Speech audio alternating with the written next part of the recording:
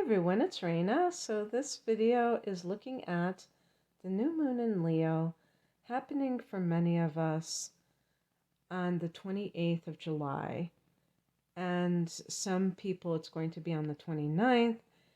And the degree of this new moon is 5 degrees. And on here it says 38 minutes.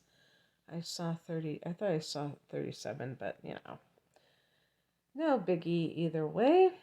And so I'm going to talk about the significance of the new moon in Leo and then some of the aspects that are forming on this particular day.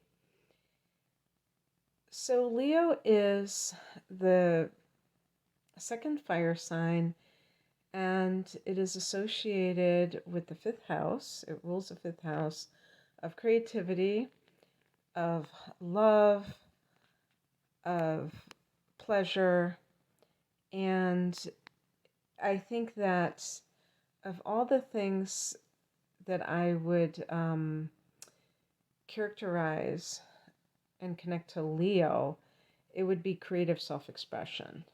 Okay. The fifth house is also the house of children, and children are naturally creative. And so I would say that this new moon is really a time to embrace your creativity. And I was thinking about this earlier because I noticed that when I do, whether it's tarot readings or astrology readings, it seems like I'm always encouraging people to be creative. And sometimes I think about that and I'm wondering how many people relate to that. Because, you know, unless you're somebody who considers yourself talented in that area, you may be like, why would I be creative? Maybe you enjoy watching sports and that's your hobby or something like that, and you have no interest in doing any of these creative activities. But the reason I say this is because primarily when you look at children and you see how they operate, it's a given that they are creative, whether they are pretending to be a certain person, or they're playing dress up, or they are actually drawing a picture or telling you a story. They are in that imaginary, they're really exercising their imagination. So why does that stop? It stops because we have a dichotomy between play and work, and we think that work is something that's serious. The fifth house, like I said, is the house of pleasure, and it's the house of hobbies and things like that. Some people in their chart can have Saturn in the fifth house, and they can actually take some of their hobbies and make them into professions. That doesn't mean that you have to have Saturn there in order to do this, but it's just like a natural for somebody who has that to be very serious about one's favorite pastimes and try to parlay it into some kind of a moneymaker or career move, if you will.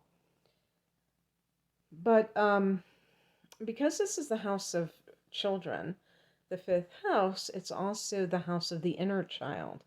So if you're somebody who feels as though something happened when you were younger that cut you off from your inner child, then this can be a good time to set an intention that you are going to get in touch with that inner child. And this was something in the, I don't know, pop psychology community years ago that was a big deal about, getting in touch with your inner child. So this is nothing new. And I have never read a book on it. I have never done an exercise about it because I think I've always kind of been in touch with my inner child. And The reason that I bring this out now is because I think that it has a value that is beyond just your creative potential. It affects every area of your life. Because when people are too serious in life and they're thinking too much about quote unquote grown up stuff, then they run the risk of becoming very myopic. They have that tunnel vision, and they tend to um, have like a spiritual deficiency when it comes to how they view their life as a whole. Remember that our lives are relatively short. Even if you live to be 110, I mean, it's really not that much time. And especially as we get older, it seems like time is speeding up. So if you really, even if you're somebody who is very self-critical about your abilities, taking a watercolor brush and trying to create something, or maybe writing a poem or something along those lines, can almost be like a meditation, and it can really feel healing and relaxing. So that's one aspect to it. But the other aspect, which is really exciting to me, is for those people who think that they are meant to be actually doing this full time in one way or the other, is to have the courage to pick up that pen if you're a writer, to pick up that brush if you're a painter, um, whatever it is, to join a local theater troupe, whatever you feel called to do, to go to the open mic next week or this week and, sing to strangers. It really doesn't matter. So let's talk about some of the aspects that are forming at this time. First of all, when there is a new moon, it is a time when the setting intentions for things you want to manifest is very strong. And what I do is I look to see if there is cooperative energy through some of the aspects to support this. But I mean, the new moon energy itself is all about that, about planting seeds of intention. And Leo is, to me, a very abundant sign. I think all the fire signs are, because they are connected to expansion. If you think about fire, it doesn't just stay contained, it like spreads. That is what expansion means. It's like spreading, growing, the idea of growth. So becoming more and more growth oriented. And I don't, I know that some people might not resonate with law of attraction type of material. Some people just might be put off to it because it's something that everybody talks about, or it's very popular, and they just assume that it's, superficial, or they don't even care about manifestation that much. They're not really, they're not intensely they don't have a desirous nature where they just want things all the time. But the truth is that law of attraction is an attitude, first and foremost, as far as I'm concerned. And so whether you are a minimalist and you don't really want much of anything, or if you're somebody who's a skeptic and you think that it's not going to work, even if you were to try it, Leo is a fire sign, and it's also a fixed sign. So Leo people, I think, by and large, have a great potential for success in life, whatever path they go down, because they have the ability to sustain their efforts by being a fixed sign. And the key is to find something worth fixating on, worth sticking to. If you're trying to be something that you're not, it's not going to work. And actually, fire energy is about authenticity. When you can accept who you are as an individual and you really kind of tune into that, which is something that I recommend that people do if you feel like you don't know what you want to, what your goals are, then that's like a separate type of activity that you have to kind of like tune into yourself more. Maybe if you're the kind of person that's very social, you have to spend more time alone, like the hermit, and really um, meditate, but also contemplate, do soul searching about who you really came here to be. And that being alone can simply mean that those other voices that are trying to control you, dictate your actions, are drowned out by the silence of your own soul. And then you can hear your inner stirrings. But when you realize, exactly what you came here to do, it doesn't mean that you're just going to have this path carved in front of you. It might mean that it's going to take some time to be able to find a way to manifest it on a tangible level so that you can share it with other people, because ultimately all of our manifestations, our creations, are shared with others. They're not just kept to ourselves. And we're not sharing them because we're saying, oh, look at me, I'm such a talented artist, or I'm such a intelligent person that I came up with this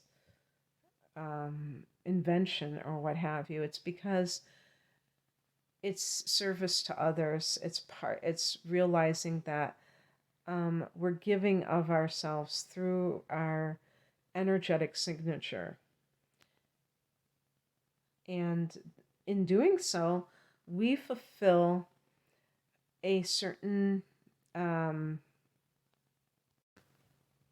assignment, if you will, or role that no one else can fill. Some people can be doing the exact same subject matter, but they're not going to do it all in the same way. And that's the magic. That's when the magic comes in. When you can really tune into your individuality and freely offer it and feel like it's worthwhile. Because a lot of times what gets mixed in is comparison with others. And especially with social media, there's so much emphasis on numbers, like how many subscribers, how many followers, how many views, how many likes, and all of that. And it's human nature. Nobody should feel like they are insecure if they fall prey to it. I think that it can happen to the best of us. But when you're very secure in your mission, you realize it's quality, not quantity. And I don't know about you, but I follow people that have very few subscribers. And sometimes they can be extremely ardent, extremely passionate. Um, and I'm like looking, I'm thinking about somebody that I know that has like just a couple of thousand subscribers, which is that's really cool in and of itself. But this person, when they do live streams, they get a nice chunk of people that even somebody with many times their subscribers don't necessarily get. And, sometimes even I'm like, wow, and I might have a lot more subscribers than they do, but they have very passionate subscribers or followers, whatever you want to call it. So it really isn't about the numbers. It's about the energy behind something, and the truth behind it. The value. that it is to the people that care about it. And sometimes it's a very select few because it just happens to be a very obscure topic or whatever. So definitely don't get caught up in numbers if you're looking to promote yourself in some way. There's never been a greater time in the history of humanity than to be able to take your passion and share it with others because of technology. And I mean, imagine before they had technology, how many talented people were completely unknown because they didn't have some way to publicize themselves, or they didn't know how. So we should all be very grateful, but it's not about that side. That's the dark side of Leo, is the desire for admiration. That's not what we're doing this for. We're doing this for um, wanting to share what our soul is all about. So let's look at some of these aspects. So I was talking about manifestation. I think this is going to be a very easy time for manifesting. And I don't mean like instantaneous.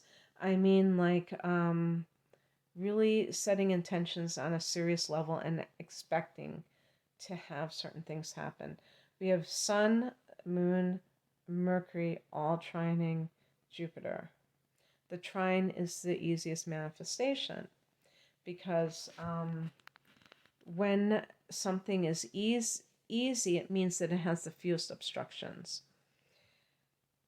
So it kind of flows to the person. So with the Sun to Jupiter, it's who do I want to be at the highest level? Or how do I want to be? With the Moon to Jupiter, it is what is the highest expression of my emotions, the most positive. But I like to say high versus positive because the positivity, they talk about toxic positivity. Well, I think that's uh, impossible.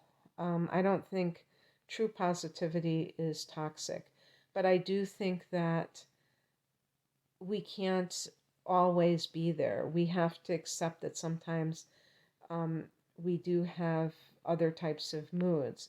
The moon is about our moods, and sometimes our moods are a reaction. Well, they're always a reaction, but sometimes they're coming from a place where we feel touched and vulnerable, and that's okay.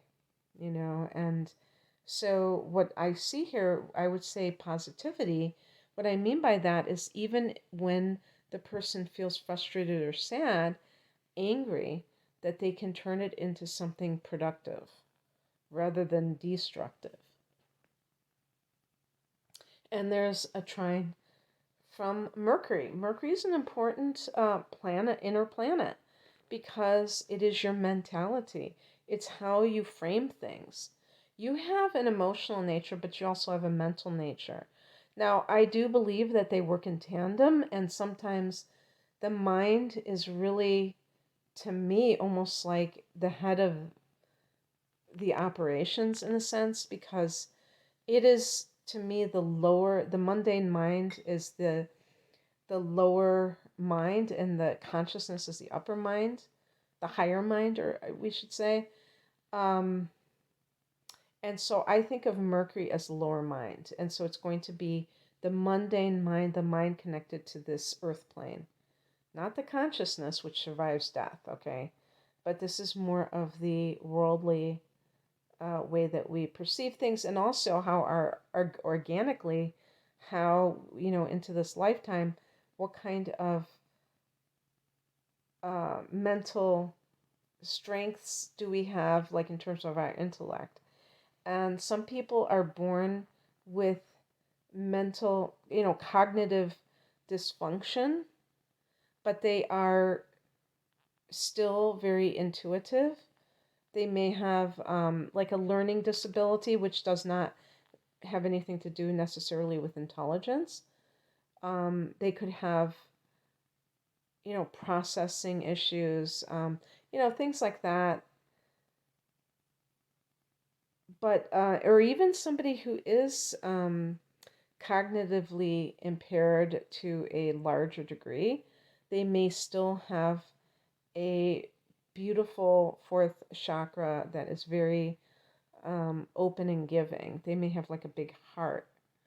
And so, what I'm talking about with the mind is that it formulates concepts, and then and also memories can get stored in this area, and then that triggers emotional responses. So, Mercury trining Jupiter can lead to a person who can envision for themselves something much grander. So, when they say think big, that can be associated with, a connection to Jupiter. And because Leo is a fire sign, that makes it even that much greater. If we were talking about an Earth new moon, okay, like we will in late August when there's one in Virgo, it's more pragmatic. It's like, is this doable? Is this, it's more earthbound, but it can be very productive. In other words, it can produce substantial results because the person is putting great care into the viability of something. So I'm not saying that an Earth new moon is not something that can also be an abundant manifester, but I feel like with the fire energy, it can carry you away and make you dream big and not stay in this little pigeonhole uh, that you have set up for yourself, or maybe that you have been conditioned into by people who may have been well meaning or not, but whatever they were, they just didn't see that there was more out there for them, and therefore they don't see it for you. So I think that this is going to be wonderful for anything that you want to call in. And likewise, look for this square between Venus and Jupiter, because this is very self-indulgent, and it can lead.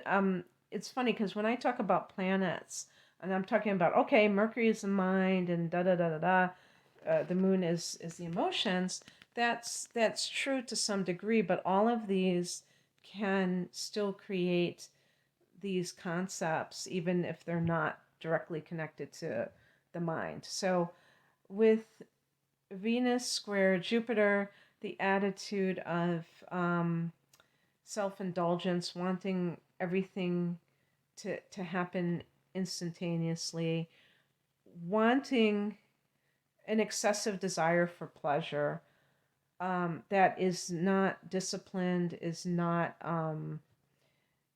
really looking to the good, for the good of the individual, what is really going to benefit them, but just what they feel in the moment that they want.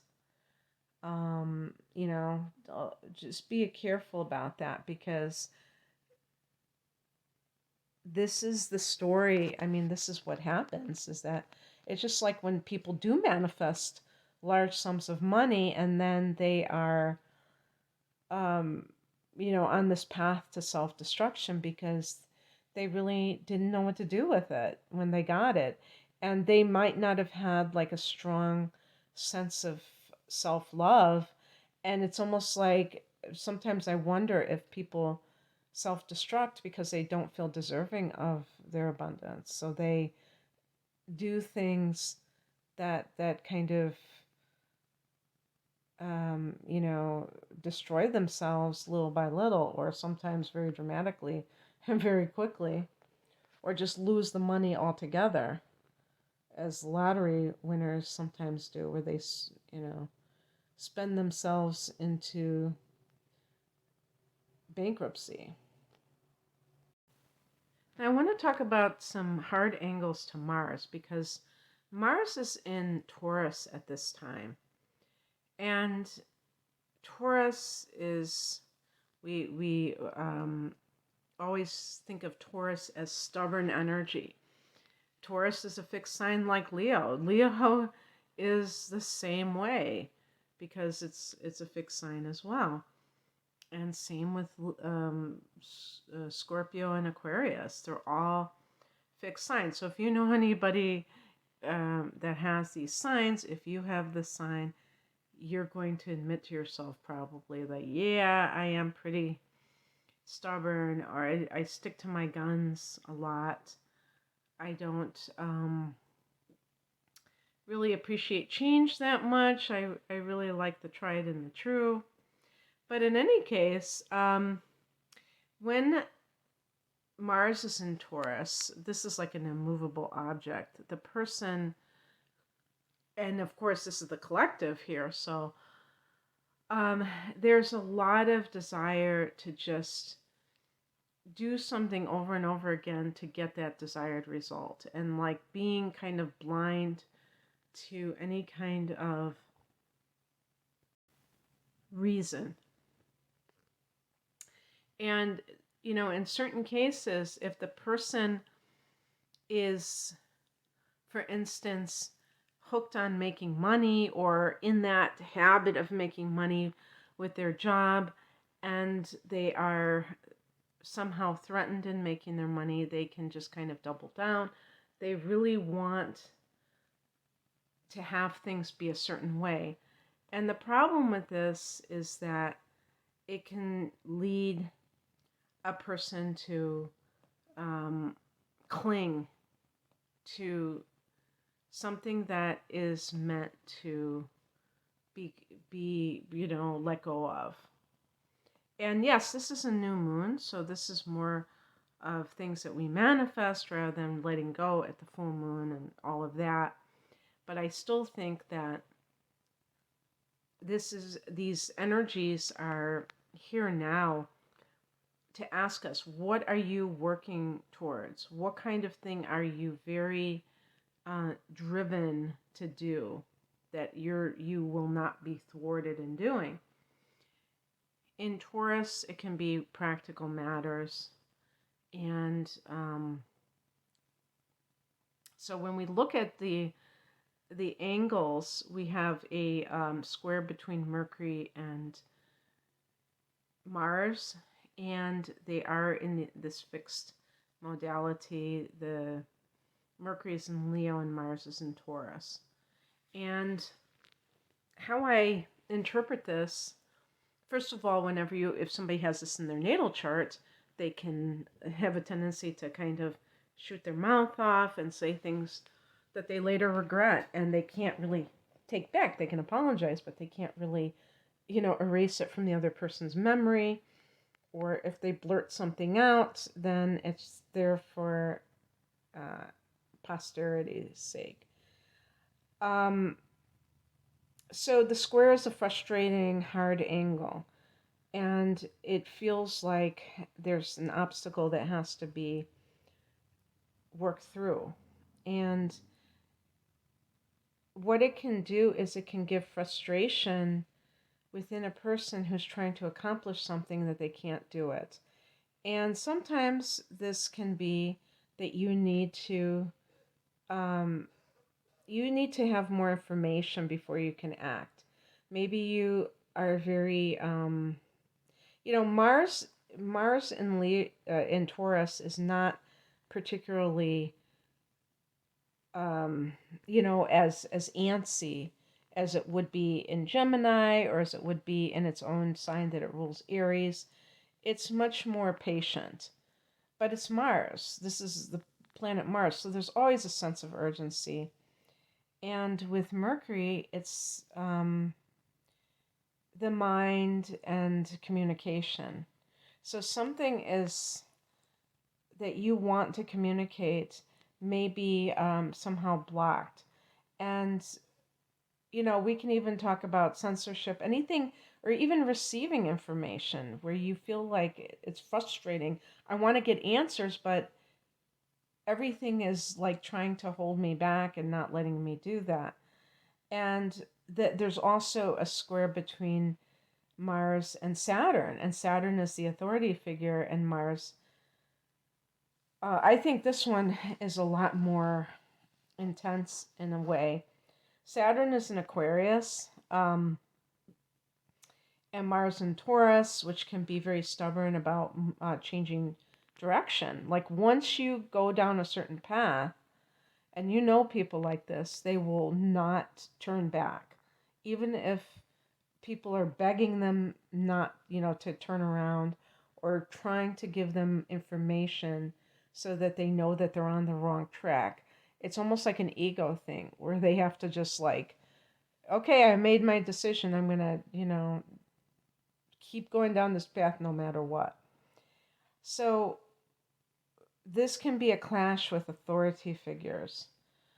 And so I see both of these. Some of it's like the information that you receive, that you do not receive, and then feeling like that sense of oppression. But putting it in a larger context, what I would say with those beautiful trines to Jupiter is that we can always frame it in the bigger picture. Jupiter is the bigger picture. It rules the ninth house of philosophy and God. And, so that's what the whole purpose of having a philosophy. And, there's ones that based on a creator or God, whatever you want to call it. And then there's more of a secular humanistic philosophy as well. But the ultimate reasons for these things is to make life about more than just the mundane, everyday experiences that we're living through, and having life be more meaningful than that. And that comes from you having your belief system that you can lean on in difficult times to carry you through, because you're framing everything from a higher perspective. And this gives comfort to people. This is not about escapism into some kind of, belief in a sky daddy kind of a thing, in a mythological concoction that can give you that sense of getting away from your current reality. It's not about that. It's about really seeing life from a different perspective. A lot of times that's why people get so mired into their own problems, is because that myopia is created from a very narrow perspective. Some people have a tendency to always live life that way, and that can be due to underactive upper chakras, which can't imagine things that are not part of the lower, the low dense, or what do they call it, low density, no, I don't know, it's low density, the third dimension, let's put it that way. Some people, if it's not part of the third dimension, they cannot conceive of it. And they just think they completely dismiss it. I've talked to many people, or debated many people online, who just, they might have advanced degrees, but they can't do that because they think it's a fairy tale. And so, being able to frame things from a higher perspective, which can be aided with those trines to Jupiter, can counter any resistance that you experience during this time, And, to be quite honest, we've been experiencing this in one way, shape, or form for the last couple of years, 2.5 years. So it's nothing that we haven't experienced before, but we're coming into times where we're noticing a lot of shifts. I think that March of 2023 is going to be an amazing shift. They talk about a golden age in 10 years in 2032. But I believe that we are already seeing little pieces of the golden age coming into our reality, manifesting, just like hints of it.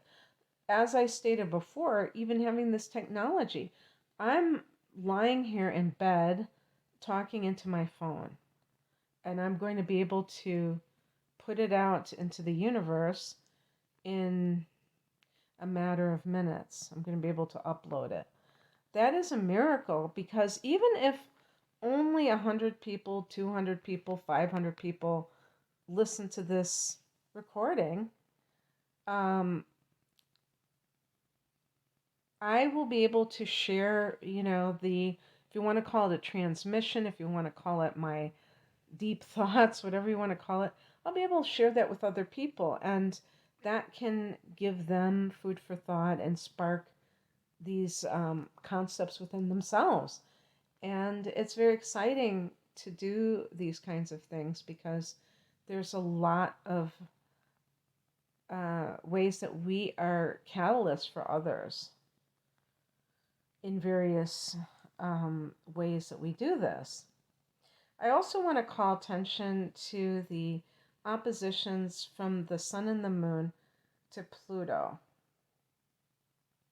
Somebody, I don't know where, because I watch all these videos, but I think it was actually maybe on Telegram or Facebook, one of the spiritual groups I belong to.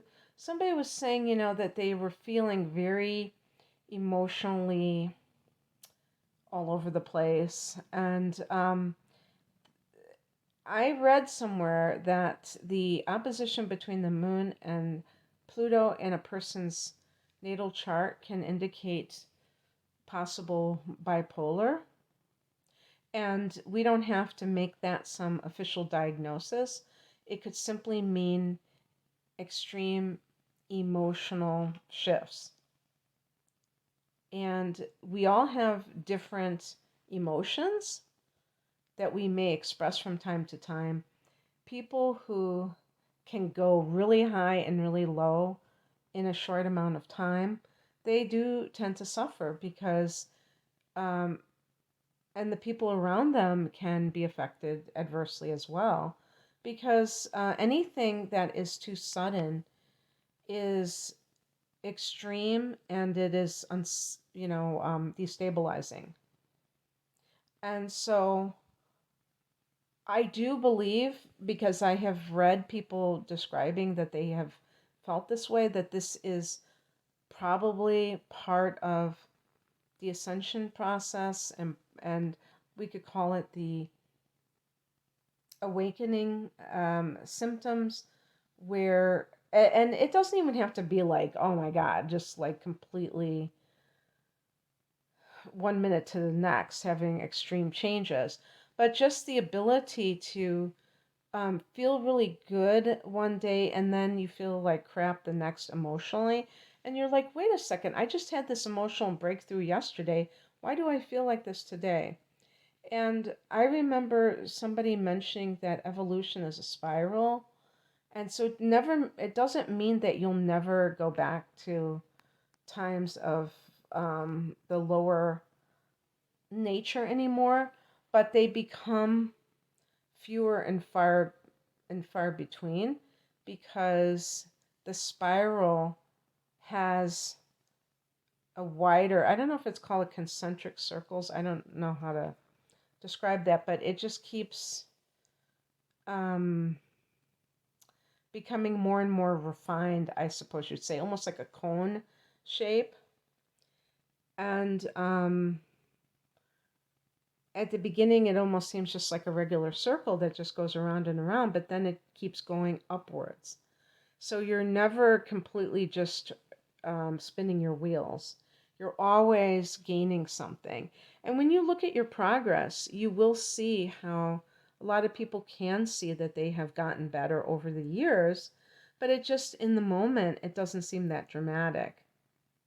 So you have to, at this time, be okay with um, maybe being of two minds, not one day feeling very elated and confident that something that you're going to be changing in your life, and then the next day maybe still having doubts.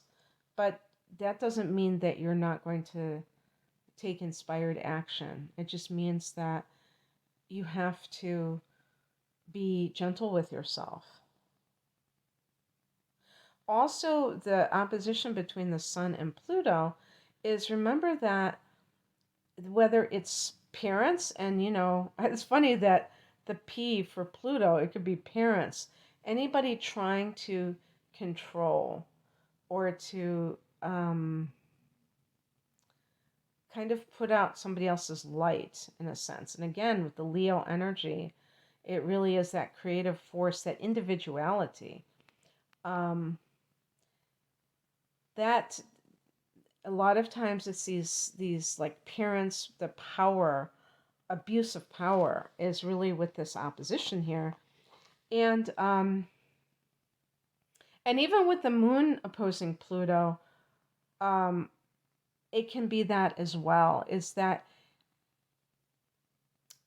you can be 40 years old and be suffering with these situations.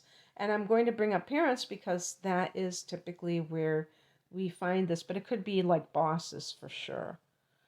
And when, the idea of sovereignty is the idea that we have our own seat of power, that nobody is able to usurp. And sometimes people come into our lives or have been in our lives, like a parent, like a boss, even a spouse, a partner can take on this role, and they act like they have that control. And some people, unfortunately, make the mistake of giving away their power for whatever reason. And when you take back your power, you're not taking it back from a position of uh, timidity, of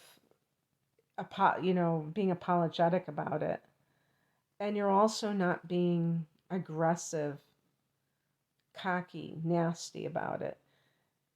It's just simply stating the truth, is that I am the captain of my ship.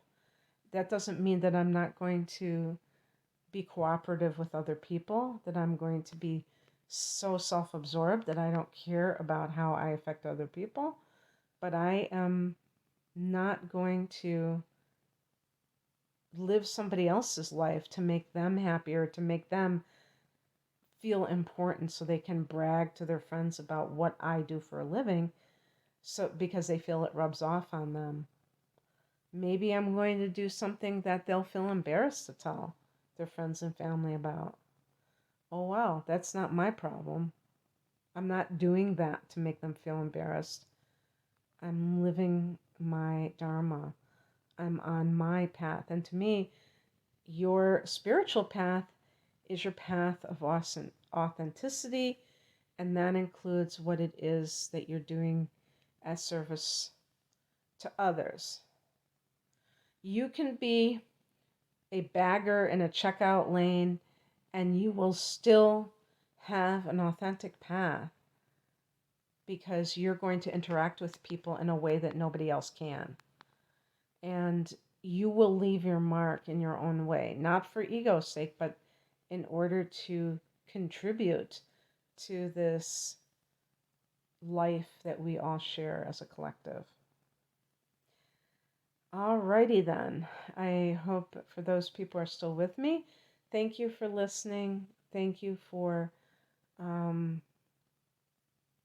just being you and being somebody who cares enough to want to treat life as important. I think the sign of Leo, there's like this drama queen um, meme that we might give to Leo. But one thing about Leo is that Leo is larger than life.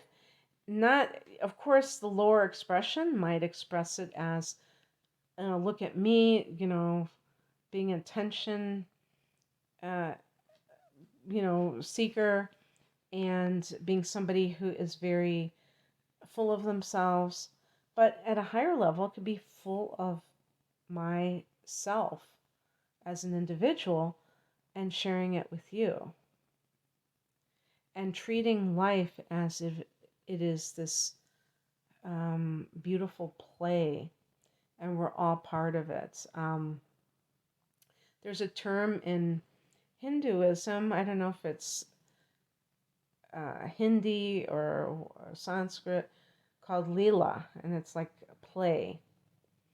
And that we are the actors in this play. I don't know if it means like playing, children playing or what, but the Leela of life is kind of that. It's funny, life and Leela kind of sound the same. Um, we realize that this is a temporary existence here on this planet, but we also realize the importance of it that has uh, eternal, I wouldn't call it ramifications, but, influence on our life. And being able to deal with both of those concepts at the same time, the temporal nature of life and the permanence of the soul, and treating life as this beautiful play. That's what I have for you. I hope that this resonated. If you would like a personal reading, the link is below. Take care. Bye.